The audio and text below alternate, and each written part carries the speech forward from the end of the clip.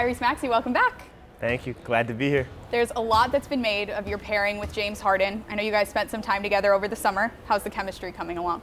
It's been great, man. You know, I love James, like a big brother to me, man. It's crazy growing up watching him play and now being on the same team as him and having an actual friendship, relationship, and a teammationship. That's a word I can create up with him, and it's really great. I've heard some folks talk about defensively that could be the only place that the backcourt might struggle. But I know you, and I know you've been working on that. So how important is it to you to prove people wrong? Yeah, you know, it's always been important to me to prove people wrong. And honestly, I mean, I put on the weight and I put on like the work in defensively just for us as a team, man. I really care. Coach Doc said something today that this is a we season, not a me season. And that's a big one that hit home for me because I just want to go out there and help us win, man. I just want to win games and be the best team that we could possibly be. Last year you made one of the biggest leaps of any player in this league. How do you follow that up this year? Just continue to help my team win. I mean, we're doing whatever it takes to win. My biggest thing is going out there and helping and competing at the best of my ability because at the end of the day, it's a competition. I love basketball. Y'all always see me smiling. Y'all always see me having a great time. But at the end of the day, I'm very competitive, and I like to win. And I think I hate losing more than I like winning. And that means something. I think we got a lot of guys on our team that have that same mentality. I owe you an apology because last year you came on George Niang's podcast, and we gave you a little bit of grief about your positivity, how much you smile. Right. We might have called you corny. We talked about your slogans. Right. And in hindsight, we were wrong. You were right. That's really just who you are. It is. So I apologize. No worries. How are you the way that you are? You know, I grew up with both of my grandmothers in the house. So it's like, both of them, their outlook on life, especially the one that has passed away now, she had an outlook on life that was second to none. And I think I learned so much from her. She was the one that kind of watched me and took care of me when my parents had work. And she never took anything for granted. She always told me every single morning when I woke up, make sure I pray and thank God that we have another opportunity to be blessed in this world. And now I'm blessed to be able to do what I love every single day. It's my passion, and it's the best, the best life I could possibly, dream of. So I just go out there and show everybody that I'm having the best time of my life, honestly. What was your grandma's name? My grandma's name was Mildred Maxey, but I called her Mimi. I have a bracelet on my hand that represents LLME, which is long live Mimi. So I keep her with me at all times. And we appreciate Mimi for the way that she taught you.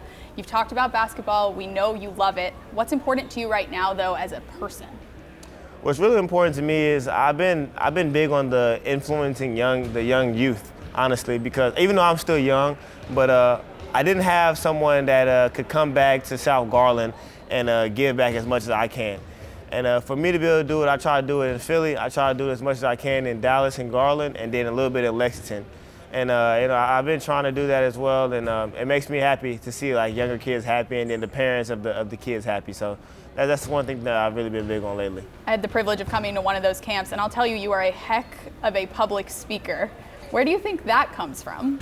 I think that kind of came from my mom sitting me down at an early age she was sitting me down at the time about grades, but her ultimate goal was for me to be able to talk and have a conversation with anybody in the world, whether it was the president, whether it was our owners, whether it was me trying to make a business deal.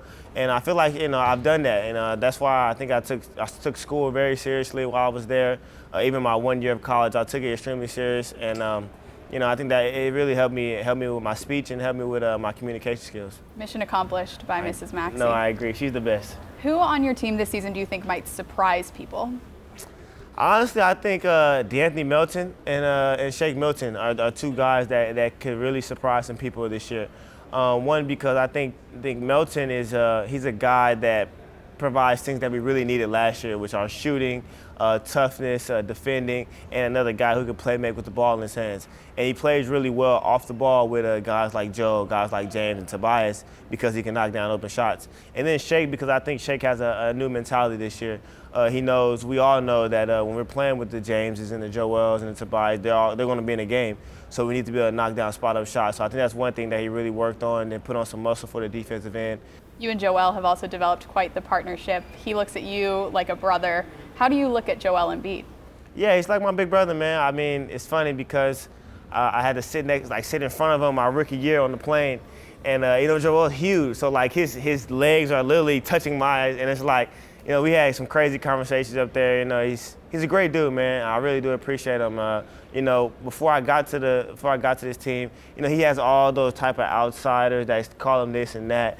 But once you meet him and once you've sit down and talk to him, he's a down-to-earth guy, man. I know my little cousin loves Joel. And I told Joel about it. I was like, Joel, told my little cousin, I'm gonna call Joel. If he answers, I'm gonna let you talk to him. Joel answers, he talks to my little cousin about video games and life for like 15 minutes. So it's like, who else doing that? Joel's he pressured with his time. He for him to take 15 minutes out of his day to talk to my little cousin, I just really appreciate him. I try to do my best I can to help him. Joel talked last season about making more of an effort. He knows he's more of a reserved person, but he came to more team dinners. He really put a premium on the chemistry that you guys are building. What does that mean to you to see him sort of pushing himself to get out there with you guys more? Yeah, when you're a leader and you're MVP and your workhorse, he's attending these things, these team meetings and these team dinners and all these team camaraderie events. It really makes you want to go out there and fight extremely hard for the team because your big dog is doing it. And when the big dog can do that, means everybody can do it. When he can show up on time, it means everybody can show up on time. And we just really appreciate him what he does on the court and now what he's doing with us as well. You mentioned the big dog. How's your big dog? My dog's amazing. He's doing great. My son, I call him my son, so my son's doing great. I'm kind of sad, I'm leaving him for a week, but I left him with a lot of food and a lot of toys and different things like that, and he's doing great. He's a year and a half now. It's almost time for me to get him a little sister or something, so we'll see. This is the question I've been most excited to ask, perhaps of anyone all day. Tyrese, who do you think should sit on the Iron Throne? Oh my goodness, that's a great question. I'm gonna go with Rhaenyra.